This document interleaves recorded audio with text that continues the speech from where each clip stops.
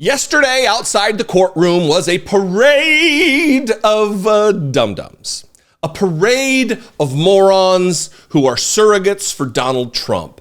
The bench, the talent is real shallow on the Trump team. I have 3 clips here, all very brief, but they all encapsulate who the people are who surround Donald Trump and that he relies upon for messaging and ideas. Again, the think tank is depleted, we'll say. They're not bringing their best, to coin a phrase from Donald Trump. It's the worst of the worst. First, we're going to start with Stephen Chung. It's great to actually get to hear Stephen Chung after all of these months and months and months and months of me reading statements from him that are inflammatory and nonsense. And I think it's good that he's more known for the written communique because he's not a good speaker.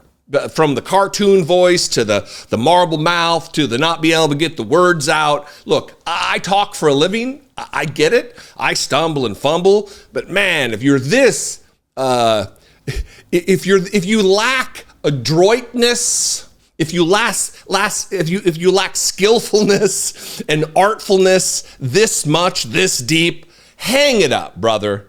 Hang it up. Watch Stephen Chung and marvel in the idiocy and the luck to have attained the national platform that he has. Make no mistake, this is election interference of the highest order. Crooked Joe Biden and his campaign are in complete freak-out mode, and that's why they've gone back on the word, and now they've gone in bed with a highly conflicted judge, and now they're making a political mockery of this entire thing. The fact remains that President Trump will overcome. He'll fight these charges up and down, and there's nothing to stop the truth from coming out. Thank you. And there's nothing to stop the truth from coming out. Thank you. Thank you. All this is election interference and crooked Joe Biden. I'm going to sit here and repeat all the buzzwords that my boss tells me to say. I'm Stephen Chung. Look, when Trump is defeated in November, Stephen Chung at least can rely upon voice acting in some cartoon if he can get the work. That's good. You need to look into that, Stephen. You got a great one there, buddy. Next is Caroline Levit. She's another spokeswoman for Donald Trump. Another unknown that really can only find work doing this type of propagandizing. And here, this dime store Amy Schumer relies upon the tried and true just lie about the crowd size. I'm sure somebody's made this reference before or made this connection here, but you know, it's like a guy with a giant pickup truck and they say that he's got penis envy, or it represents the fact that he doesn't have much going on in the pants, if you know what I mean. It's the same thing with Donald Trump. He substitutes his lack of feeling good about himself, up to and including probably his, lack of length and girth or whatever. And he substitutes it with lying about his crowd sizes. And here, she wants to talk about how popular he is, and she extrapolates lies about the crowd sizes to mean that he is the most popular man in the world, and how could anybody question that wherever Donald Trump goes, it's just amazing. None of this has any bearing on whether he's guilty. None of this has any bearing on any of the facts of the case at all, but it's all they've got, so they repeat it. Watch Caroline Levit. That's why he pulls a crowd of more than 25,000 in the deep blue Bronx. That's why he pulls a crowd of more than 100,000 in deep blue New Jersey.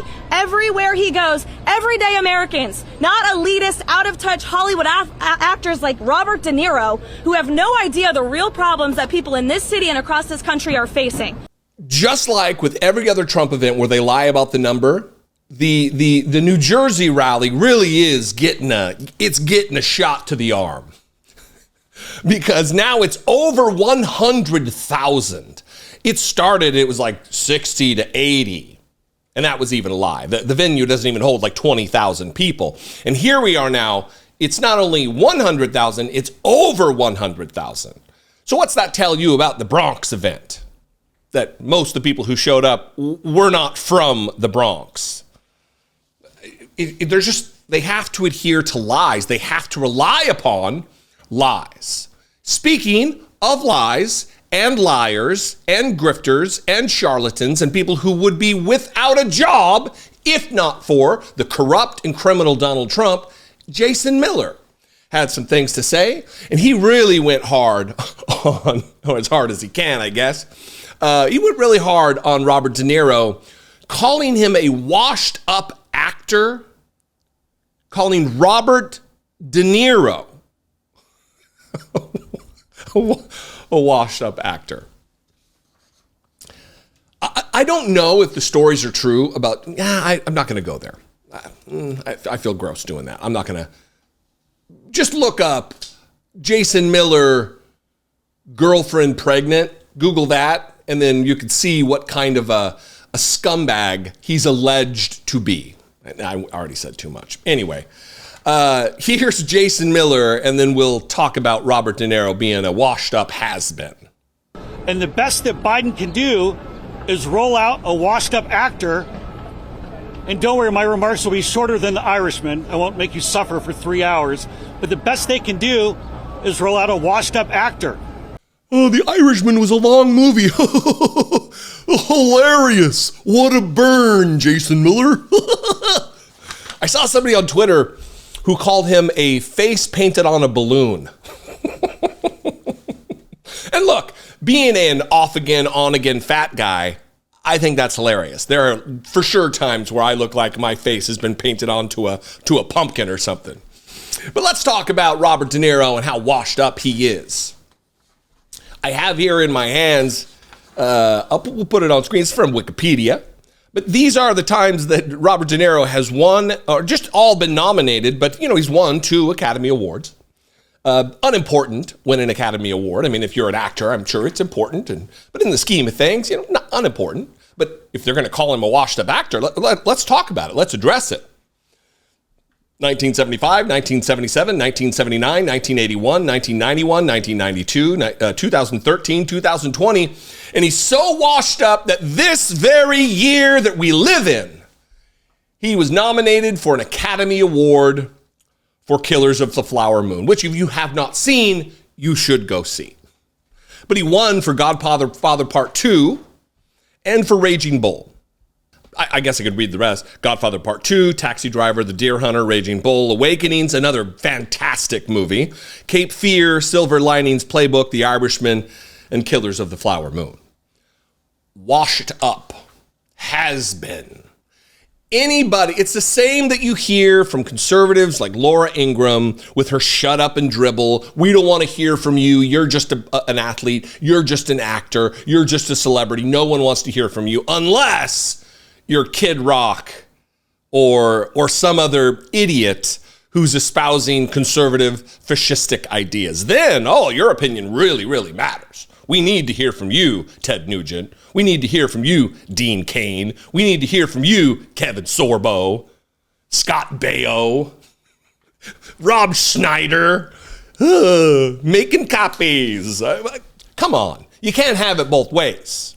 Anyway, that's enough. Is that enough? I think that's enough. What do you think? You can leave a comment below. I'd love to hear from you about the parade of dum-dums yesterday.